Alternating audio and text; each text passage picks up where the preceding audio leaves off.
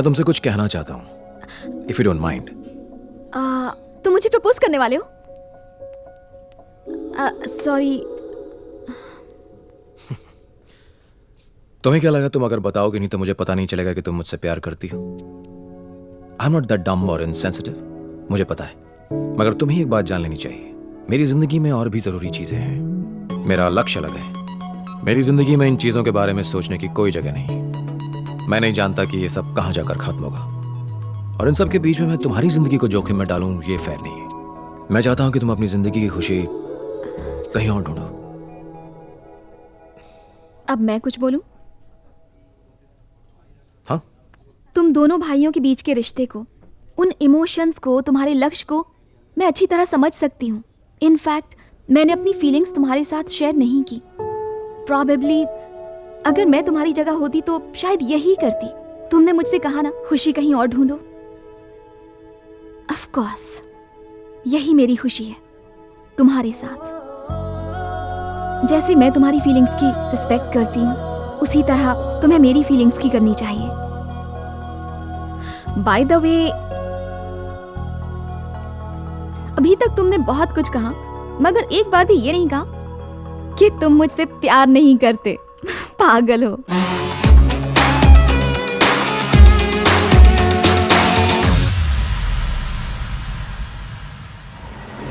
एक मस्त जोक सुनाऊं? हाँ सुनाओ ना बॉस। अभी बिजी हूँ, बाद में सुनाता हूँ।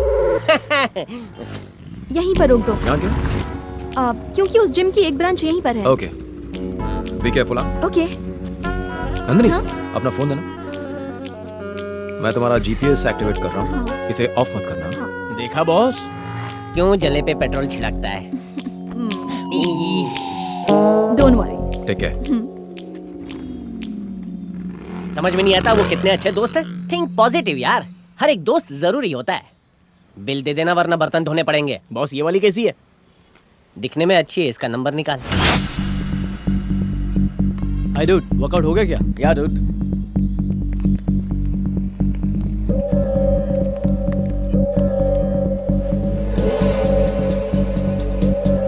सर चाय। Thank you.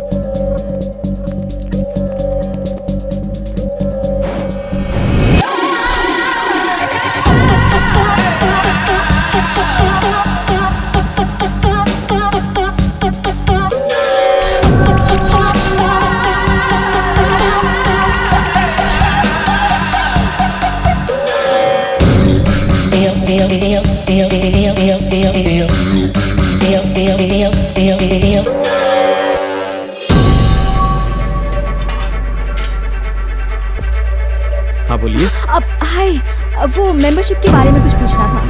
एडवांस 5,000 रुपए देने होंगे। ओके। उसके अगले महीने से ओके। हर महीने आपको 3,000 रुपए देने होंगे। इस समय हमारा ऑफर चल रहा है इसलिए। Thank you. जिस आदमी की हमें तलाश है और जिसके हाथों में टैटू है, वो इसी जिम में है। अभी आया। Okay, come fast. Excuse me please. Thank you.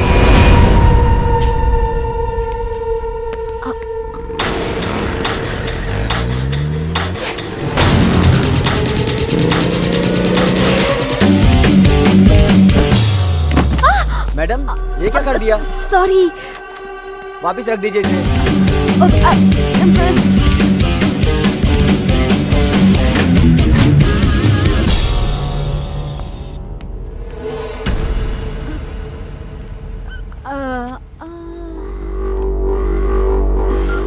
Hello, कोई लड़की है जो अपन का पीछा कर रही है। छोकरे लोगों को लेकर फैक्ट्री पहुंच।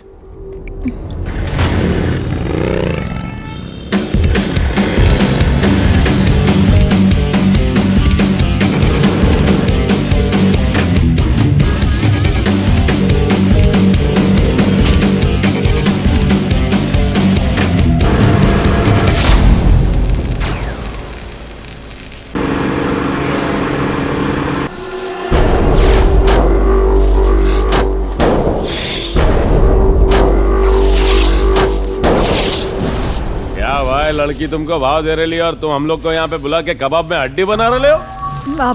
Excuse me. क्या भाई, आज तो तुम्हारा जलसा है भाई। मुझे कॉल करना है। बॉयफ्रेंड को कॉल करना है। तुझे लगता है ये फोन करते ही तेरा बॉयफ्रेंड यहाँ आकर हमारी धुलाई करेगा और तुझे बचा लेगा? तेरा बॉयफ्रेंड क्या हीरो है? सिर्फ एक कॉल करने दो ना प्लीज। ओके, सिर्फ एक कॉल, लेकिन एक कंडीशन पे। तेरे हीरो की एंट्री के लिए अपन सिर्फ 2 मिनट का टाइम देगा। अगर वो इन 2 मिनटों में नहीं आया तो अपन जो बोलेगा तुझे वही करना पड़ेगा। यस। क्या हुआ, फोन नहीं उठा रहे ला क्या? I think he is busy. ये सब तुम अपन को मत सुना। अपन ने जो टाइम दिया था वो पूरा हो गया। 10 9 8 7 6 5 4 3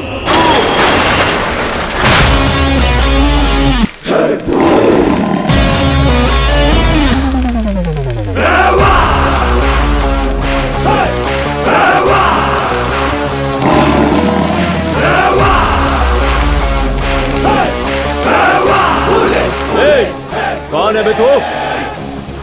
यही तो है मेरा हीरो।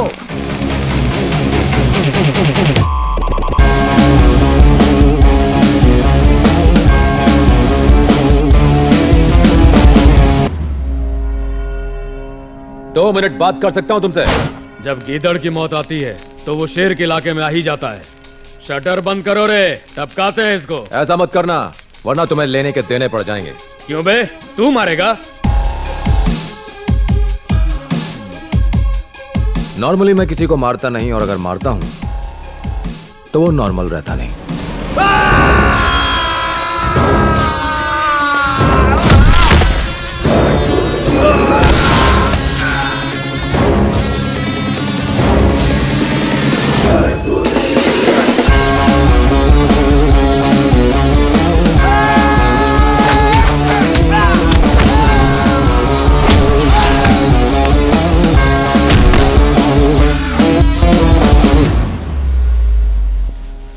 अब 2 मिनट बात कर सकता हूं?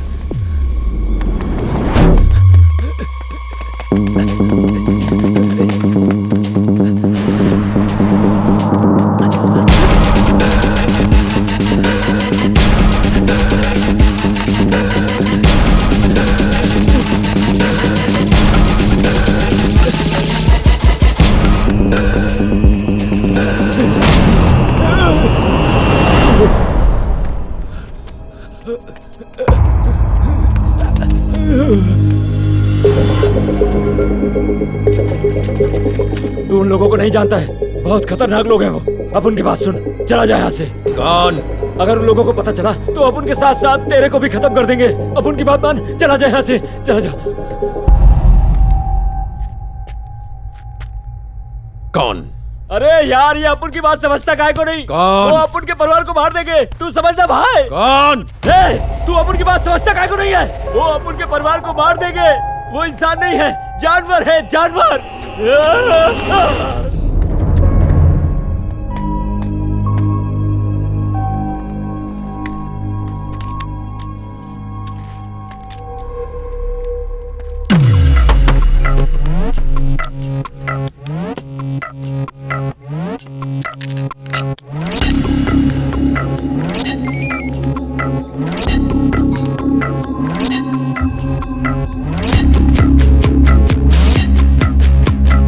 Ranbir, yes captain Ram. एक नंबर नोट करो। Tell me sir.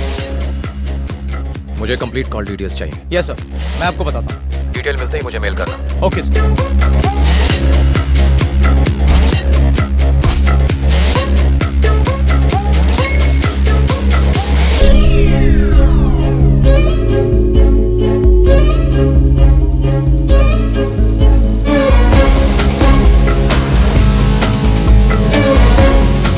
Yes captain Ram. Ranveer sir. मुझे इन नंबर्स की एग्जैक्ट लोकेशन चाहिए। नंबर 100% प्राइवेट होगा, इसलिए कंटिन्यूस कॉल करते रहना। ओनर फोन जरूर रिसीव करेगा, उसकी आवाज रिकॉर्ड करके मैच करो। Give me the voice match और पता लगाओ कि किसकी आवाज है। Okay sir.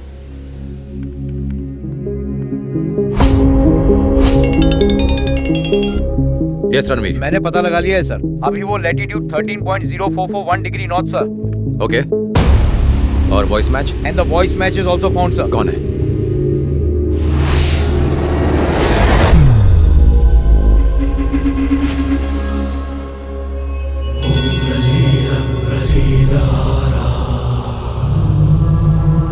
हाँ ओके, काम तो हो जाएगा ना? हाँ हाँ चिंता मत करो, सब हो जाएगा। ये हैं स्टेट के हेल्थ मिनिस्टर, इतने काबिल कि हेल्थ की स्पेलिंग तक ठीक से नहीं बोल सकते। चौथी पास जो है, पहले ड्रग्स का धंधा करते थे, उसके बाद मेडिकल माफिया के सरगना बन के दवाइयों का अवैध कारोबार करने लगे। यूं समझ लीजिए कि पॉलिटिशियन बनने से पहले फुल टाइम गुंडे थे। तुझे मैंने बैठने के लिए बोला क्या? Sorry sir. अरे तू खड़ा क्यों है? बैठ जा।